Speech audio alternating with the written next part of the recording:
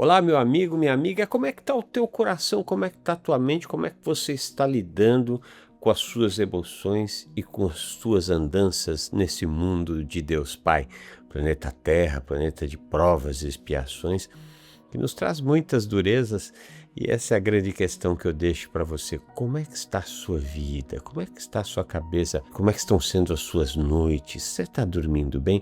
Como é que está o seu corpo? Como é que estão as suas relações? Hoje já vamos entregar muita informação importante para que você perceba por que nós estamos tão adoentados e por que nós estamos tão distantes de ter vida em abundância que Jesus nos prometeu. Meu nome é André Marosso, eu sou psicoterapeuta de base psicanalítica, fiz cinema, TV, rádio, produzi, dirigi, entreguei 4 filmes espíritas que estrearam nas salas de cinema e sou autor do livro O Papado dos Espíritos, uma crítica necessária ao ambiente religioso e que eu convido você a conhecer, que certamente vai fazer você mudar muito sua visão de mundo. Bom, para que nós possamos tratar do tema de hoje, eu trouxe alguns slides aqui e eu queria começar apresentando o primeiro deles, que é o slide que fala desse trecho de Êxodo 22. Eu sou o Senhor seu Deus, que o tirou do Egito, da casa da escravidão. Não tenha outros deuses diante de mim. A primeira vez que eu li esse texto, católico, estudava em colégio de freiras, eu refleti, cheguei à conclusão de que Deus era muito egoísta. Afinal de contas, ele diz, não tenha outros deuses diante de mim. Um pouco mais adiante, quando eu conheci a doutrina dos espíritos, começou a fazer mais sentido, né? E depois, quando eu me formei, quando eu voltei para a universidade e fui estudar psicologia clínica e psicanálise e me tornei psicoterapeuta de base psicanalítica, fez mais sentido ainda. Que outros deuses são esses que nós estamos colocando acima do Deus Pai, né? Aquele que Jesus nos ensinou a chamarmos de Pai? É o Deus da vaidade, é o Deus da cobiça, é o Deus da sensualidade, é o Deus do medo, né? É o Deus do materialismo. Talvez esse seja o Deus mais presente no planeta Terra nesse momento, né? Esse é o Deus que nós todos estamos seguindo, né? O Deus da matéria, o Deus do ter, né? Talvez desde a Revolução Industrial, passando pelo pós-guerra na Segunda Guerra Mundial, e chegando nessa revolução digital em que nós nos encontramos no epicentro do materialismo, que tem feito de cada um de nós verdadeiras máquinas de fazer dinheiro para poder investir, consumir e nos tornarmos escravos deste dinheiro. Cada vez mais nós estamos atentos em ter e cada vez menos em ser. E estamos pagando um alto preço por isso, um altíssimo preço. E eu vou já convidando você, meu amigo, minha amiga, a se inscrever nesse canal, ativar o sininho, curtir, comentar e compartilhar. Todas as semanas nós colocamos nas nossas redes material espírita e psicanalítico de grande qualidade, com o objetivo de fazer você pensar muitos dos conceitos que ainda estão arraigados nesta nossa civilização e que estão nos fazendo adoecer. Então, está aí o convite, curta, comente e compartilhe. Se inscreva no canal para que o nosso trabalho possa ir cada vez mais adiante. Vamos para o nosso próximo slide de hoje. O Sr. Victor Lebow, depois da Segunda Guerra Mundial, ele nos traz este texto tão interessante para o nosso estudo. Façamos do consumo o nosso modo de vida, que transformemos a compra e o uso de mercadorias em rituais, que busquemos a nossa satisfação espiritual, a satisfação do nosso ego no consumo. Precisamos que as coisas sejam consumidas, destruídas, substituídas e descartadas em um ritmo cada vez maior. Extremamente interessante o texto de Victor Lebow, e com ele nós podemos entender o que está se dando na nossa civilização, né? Hoje, quem está no altar é a indústria do consumo, é o ter, é a materialidade, né? Estamos todos cada vez mais doentes com o ter e elegemos, né, em contradição ao que nós encontramos no Êxodo, o Deus que vigora no mundo hoje é o Deus do ter. Ter o quê? Ter carro, ter casa, ter viagens extraordinárias, ter pratos absolutamente suculentos. E estamos muito adoentados com isso. Então eu não tenho dúvida nenhuma que as pessoas que estão sofrendo mais com este materialismo e com este modismo, né, do Sr. Victor Lebow, que começou depois da Segunda Guerra Mundial, a Europa toda arrasada, não só a Europa, e havia uma necessidade de reconstrução daquilo, então era preciso fazer com que a economia fosse pujante. Então entramos nessa fase de consumismo desenfreado e ainda estamos no epicentro desta fase da nossa história na Terra e caminhando para cada vez mais sermos, infelizmente, cada vez mais consumistas, né? Buscamos a nossa satisfação, interessante a frase dele, né? Busquemos a nossa satisfação espiritual, a satisfação do nosso ego no consumo, né? Como espírito, o espírito se alimenta da matéria e o ego, essa instância que faz a negociação entre essas duas instâncias psíquicas, que é o id e o superego, será que ele consegue, no consumo, acalmar o id, ou seja, este senhor interno que busca o prazer? E será que ele consegue, através do consumo, atender a todas as necessidades desse superego, ou seja, essa instância psíquica que diz faça isso, não faça aquilo? Certamente que não. Estamos aonde estamos e os medicamentos psiquiátricos, os consultórios de psicoterapeutas como eu apontam que nós estamos bastante adoentados e ainda não nos demos conta daquilo que nos está fazendo adoecer. Vamos para o nosso próximo slide. Agora vamos tratar de um trecho de Allan Kardec que eu acho extremamente importante para o nosso estudo de hoje, né? Vamos aqui em O Evangelho segundo o Espiritismo, capítulo 5, quando os Espíritos nos dizem, perguntas que eles nos fazem, né? Perguntas provocativas, né? Será a terra um lugar de gozo, um paraíso de delícias? Já não ressoa mais aos vossos ouvidos a voz do profeta? Não proclamou ele que haveria prantos e ranger de dentes para os que nascessem nesse vale de dores? Isso é muito interessante, porque nós buscamos na Terra, todos nós, transformá-la em um paraíso de delícias, e os Espíritos estão dizendo que a Terra pode ser muitas coisas, mas o que ela não é um paraíso de delícias. Aqui é uma escola extremamente importante para cada um de nós, uma escola que nos traz ensinamentos capazes de nos fazer termos um melhor uso da matéria enquanto espíritos, né? Ou seja, em nenhum momento aqui nós vamos dizer que nós não precisamos nos utilizar da matéria. O que nós não podemos é nos escravizar pela matéria, né? É muito comum a gente, até clichê, né? A frase, você ganha dinheiro ou se torna escravo dele? Boa parte de nós estamos nos tornando escravos do dinheiro, né? Escravos desse mundo neoliberal e não nos damos conta e vivemos esta utopia de transformar a nossa estada nesse mundo em um paraíso de delícias, fugindo a todo instante de um desprazer, buscando um prazer nas coisas materiais e olvidando da nossa condição de espíritos que tivemos início e não teremos fim, né? E vivemos a matéria pela matéria, quando deveríamos ser espíritos passando por uma experiência material e sim nos deliciando com aquilo que a matéria pode nos trazer, né? Em nenhum momento aqui nós diremos que não é bom fazer uma boa viagem, ter um bom carro, uma boa casa, ter boas relações entre pessoas, né? Jantares muito gostosos, exercermos a nossa sexualidade de forma mais responsável possível. Não. Se somos espíritos passando por uma experiência material, é extremamente importante que façamos uso da matéria, mas que não nos emporcalhemos com a matéria.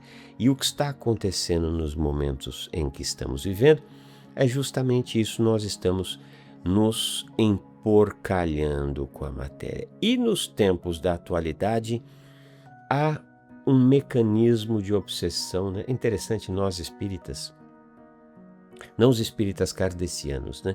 Mas os espíritas que seguem uma linha mais igrejista, né? Aquela linha que fala de umbral, de Vale dos Suicidas, aquela linha que torna os obsessores tão importantes, né? Aquela linha que escraviza pessoas para o passe magnético, para a água fluidificada, para a desobsessão. Aquela linha, eu costumo até chamar de espiritualicismo, que creem que os obsessores estão aí, por aí, em toda parte, que tudo que se dá na minha vida é mercê do que eu fiz na encarnação passada, que eu estou sendo perseguido por espíritos que querem o meu fim, né? E que se eu não andar na linha, eu vou para um umbral e vou sofrer bastante. Essas pessoas ficam com essas crendices igrejistas e se esquecem que, assim, na atualidade, um grande obsessor, um obsessor que está nos obsediando a todos, e eu vou apresentar a imagem deste obsessor para vocês. São as nossas queridas redes sociais, né? Nas redes sociais nós só vemos pessoas maravilhosas, lindas, iluminadas, com sorrisos extraordinários, em relações tão bem resolvidas, em paisagens estonteantes e com pratos extraordinários. É tudo que nós vemos nas redes sociais. E aí nós nos perguntamos assim: tá bom, mas onde é que estão as minhas viagens extraordinárias? Onde é que está o meu relacionamento perfeito? Onde é que está o meu risoto com camarões rosa? Onde é que está a minha viagem para Paris? Onde é que está o título que eu ganhei? Onde é que está o doutorado que eu alcancei? Né? Eu estou vendo tudo isso nas redes sociais. Está todo mundo bem, feliz, por que eu não estou? Não é verdade. Todos nós nos encontramos em um planeta muito duro, um planeta de provas e de expiações, portanto um planeta que traz para todos nós, como diz o nome, uma série de provações, né? E por aqui espiamos muitas necessidades de aprendizado. Isso nos traz dissabor, isso nos leva para um cenário de estresse, isso nos entrega uma necessidade de vencer a cada dia as dores desse dia, os desafios desse dia, e nós estamos vendo aí que não está muito fácil viver. Então, nós nos iludimos achando que a vida dos outros é maravilhosa e a nossa é um lixo, e, portanto, como é muito difícil nós buscarmos a nossa satisfação em ser, aliás, nem é difícil, é o mais fácil, mas como demanda de todos nós um mergulho no nosso inconsciente, um mergulho para que nós possamos nos autoconhecer, o estudo das grandes obras e dos grandes mestres, somente das filosofias, o estudo das obras que nos libertam e que mostram que nós somos espíritos, tivemos início, mas não teremos fim. Isso tudo demanda tempo. Isso tudo demanda um grande esforço de nos afastar cada vez mais das cavernas, né? É muito interessante que a espiritualidade, os espíritos, através do espiritismo, da filosofia dos espíritos, elas nos falam que os mundos passam por gradações, né? Mundos primitivos, onde os instintos se sobressaem, mundos de provas e expiações, que é onde nós estamos, onde o mal é maior do que o bem, mundo de regeneração, que é onde nós estaremos, uma vez que nós tenhamos condições de aprender o conjunto de necessidades de aprendizado, as provas que nós devemos ultrapassar, né? As expiações que nós devemos vencer. Quando tal se der, nós efetivamente seremos merecedores desses mundos melhores. Até que alcancemos esse estágio, nós estaremos aqui buscando este primeiro lugar do pódio, buscando ter cada vez mais e muitas vezes fugindo da nossa essência, pagando um preço muito caro. Vamos ver então como é que está o Evangelho de Jesus figurando aqui no nosso Brasil. Eu trouxe aqui uma imagem de uma igreja neopentecostal. Se você vê no canto da imagem à direita embaixo, está lá, dízimo de fé. né? E lá no painel lá atrás, sua fé é o seu investimento. No século XVI se dá a Reforma Protestante, com Martinho Lutero, entre outros tantos, fazendo um grande convite para o retorno ao cristianismo primitivo, denunciando as indulgências e o poderio que a igreja exercia para poder manter na terra um status quo, onde poucos ganhavam muitos e muitos ficavam com nada, né?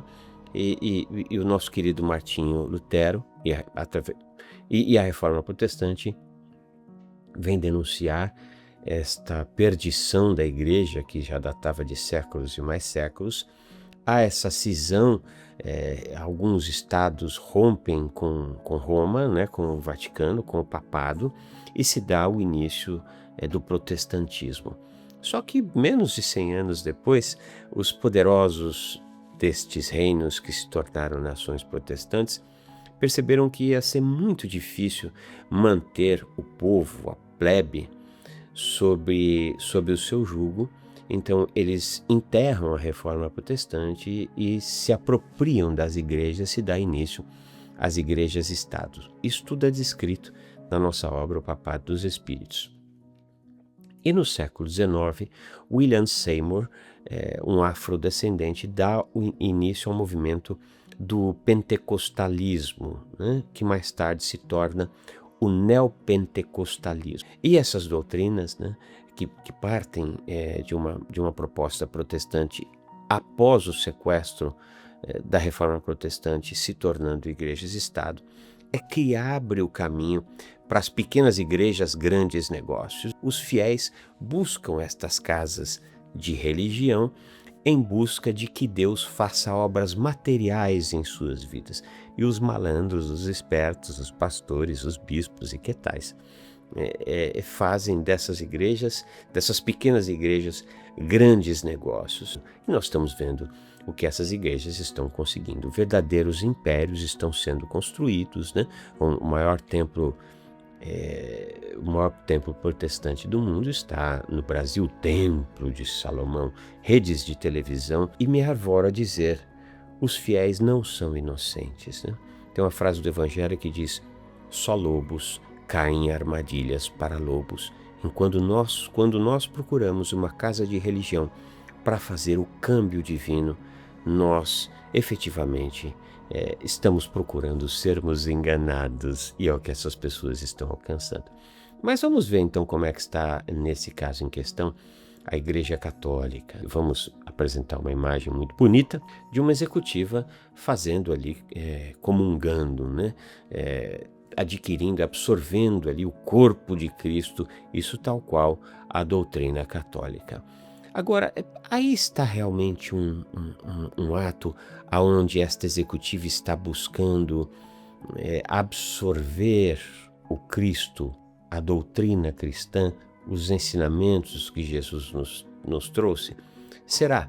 Eu tenho minhas dúvidas. Eu entendo que muitos são aqueles que buscam os templos, as igrejas, não para uma transformação estrutural, mas sim como um posto de gasolina espiritual, né?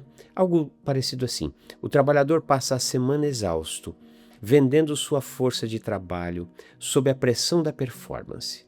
No fim de semana, ele está mental e organicamente destruído, ansioso, deprimido, com burnout. Em vez de questionar a estrutura que o faz adoecer, olhar para dentro e iniciar um doloroso, mas necessário processo de reforma interior, o indivíduo entra na igreja operando a mesma lógica de mercado, desse mercado neoliberal que nós vivemos, né? Onde ele viveu a semana inteira. A hóstia, o jejum ou a repetição mecânica de preces deixam de ser um mistério de transformação interna e passam a ser um rito de alívio de culpa pela busca cega do materialismo. Então, muitos de nós estamos indo para as nossas igrejas católicas não com o objetivo de elevarmos verdadeiramente os nossos pensamentos em busca dos anjos, dos santos, de acordo com a fé católica, né? Ou de Jesus, ou de Maria, ou de quem quer que seja, mas nós estamos indo lá ansiosos, depressivos, com burnout, buscando desesperadamente uma energia capaz de nos fazer aguentar as durezas da próxima semana, né?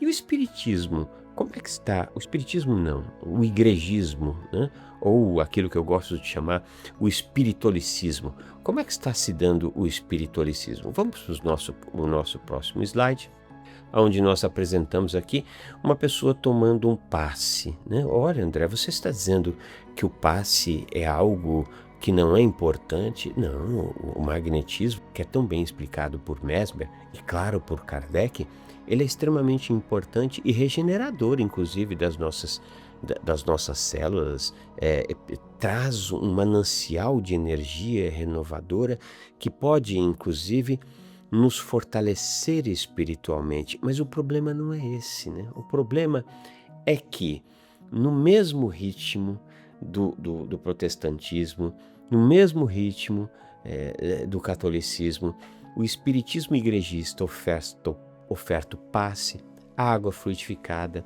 e a desobsessão de forma passiva.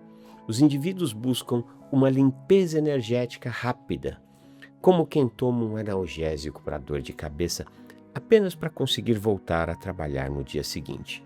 Tudo para produzir cada vez mais e dar conta de arcar com os compromissos materiais. A água fluidificada vira um Red Bull espiritual. Isso se dá, claro, não é com todas as pessoas. Assim como não é com todas as pessoas que vão às igrejas protestantes, né?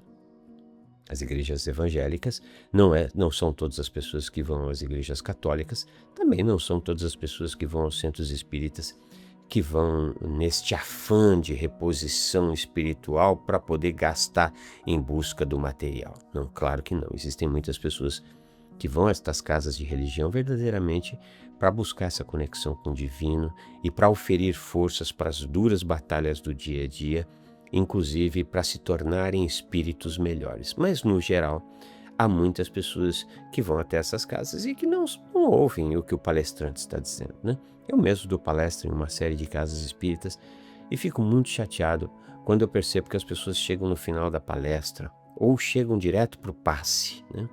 Porque elas não estão interessadas em mudar. Elas estão interessadas apenas e tão somente neste Red Bull espiritual, na energia capaz de lhes fazer acordar cedo no dia seguinte e lutar 12 horas por dia para poder ter um belo carro, uma bela casa, fazer uma bela viagem ou coisa que o valha. Infelizmente, em mercê deste apego pela matéria e dessa busca desenfreada pelo ter, é isso que está se dando em praticamente todas as religiões, e eu citei apenas aqui as 3 mais importantes. Vamos dar um pulinho em Arthur Schopenhauer, ele que nos traz um texto muito interessante. Vamos apresentar esse texto aqui. O sábio não busca o prazer, mas a ausência de dor. Quem quiser avaliar a condição de um homem quanto à sua felicidade, não deve perguntar pelo que o diverte ou lhe dá prazer, mas pelo que o entristece, pois quanto mais insignificante for aquilo que o afeta, tanto mais feliz o homem será. Essa obra, esse texto de Schopenhauer está em Aforismos para a Sabedoria da Vida. Vamos analisar um pouquinho esse texto para a gente entender qual que é a proposta de Schopenhauer para todos nós. Então, quando ele diz aqui, a sua felicidade não deve perguntar pelo que o diverte ou lhe dá prazer, mas pelo que o entristece, né?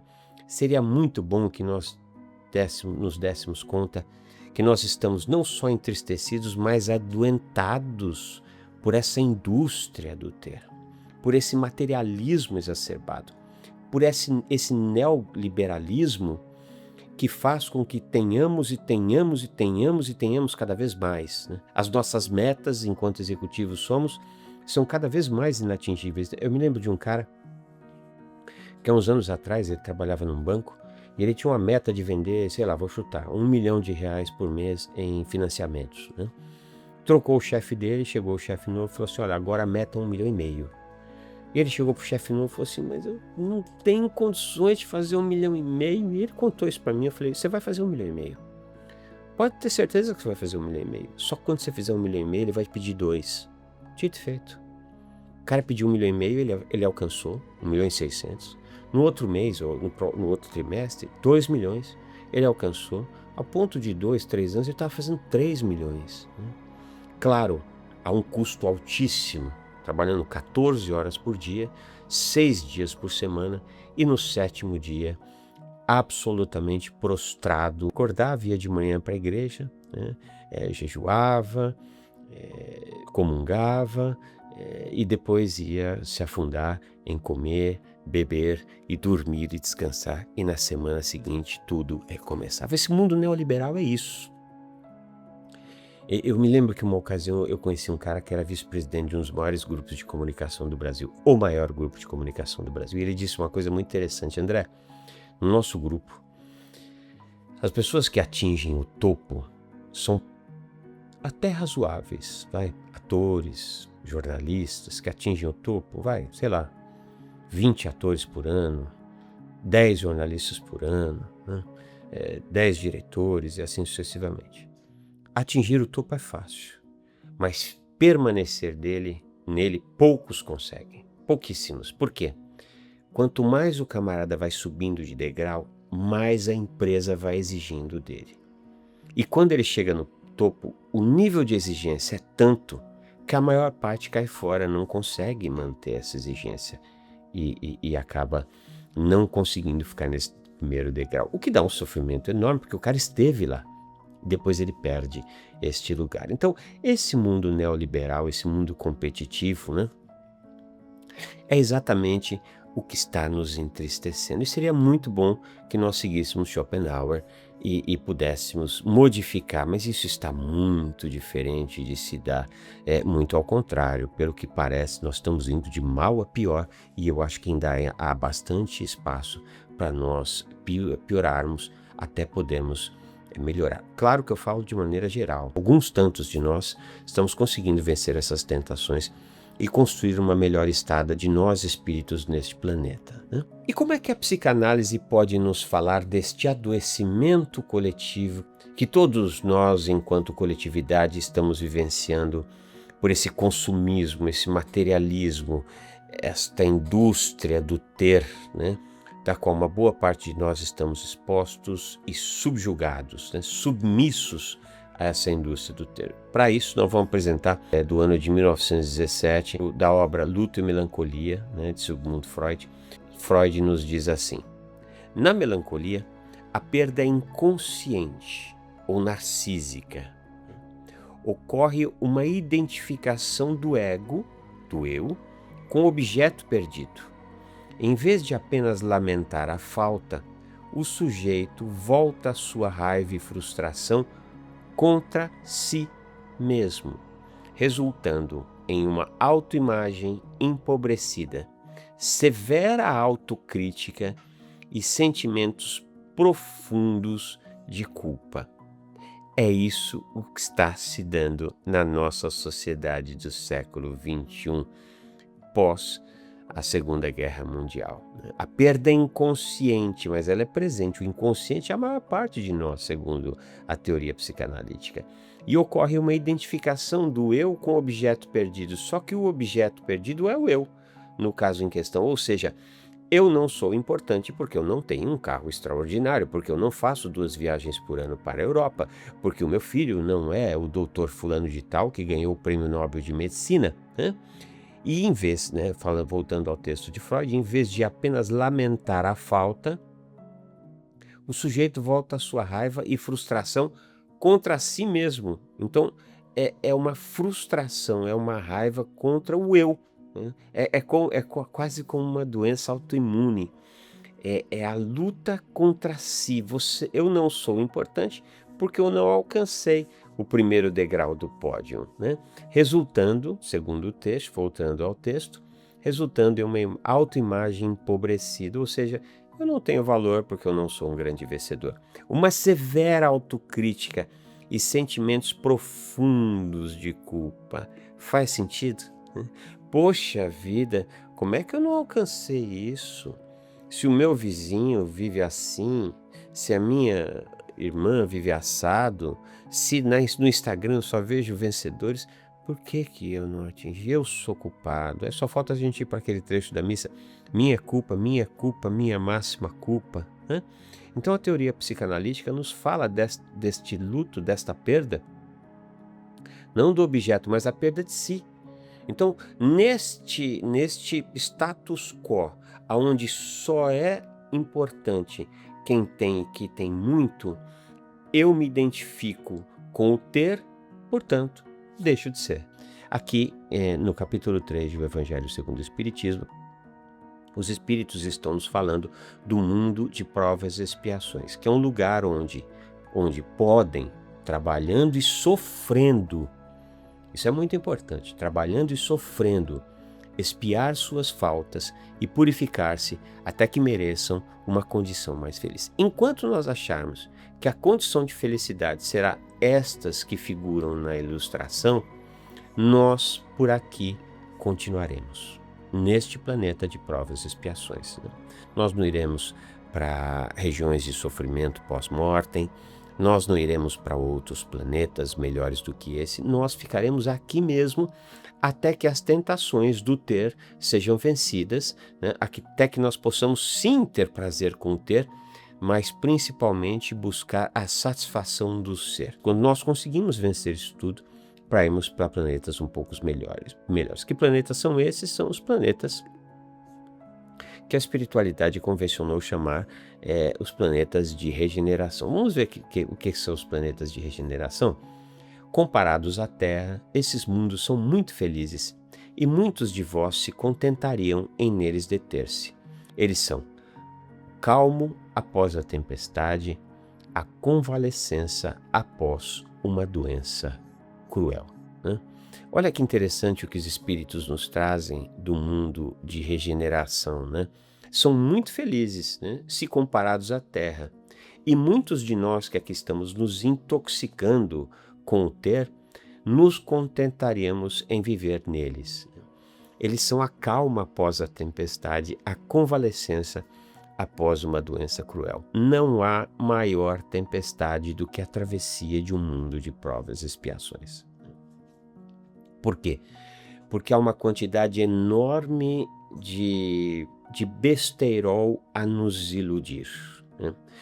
Nós somos iludidos o tempo inteiro pela matéria, pelos instintos, pelo ter, né? Pelo prazer a qualquer preço. E, portanto, nós nos adoecemos, nós nos viciamos e temos grande dificuldade de nos darmos conta que somos seres, somos espíritos, tivemos um início, não teremos um fim e sermos responsáveis, inclusive, no uso da matéria. Enquanto tal não se dá, nós não oferiremos condições de figurar, de transformar o planeta Terra em um planeta de regeneração, ou mesmo de migrarmos para um planeta melhor do que esse. E como é que nós faremos isso? Vivendo a simplicidade da vida de um espírito que passa pela matéria. Não me interessa ser primeiro lugar em nada. Não me interessa ter o carro mais lindo da minha família, nem tampouco a casa mais extraordinária entre todas as pessoas que eu conheço. Não me interessa ter um Nobel, não me interessa ganhar um Oscar. Pode ser que isso tudo se dê, mas isso não é o mais importante. O mais importante é quanto menos eu vou me seduzir pelas falsidades desse mundo, quanto mais eu vou me nutrir de educação, de cultura, de arte.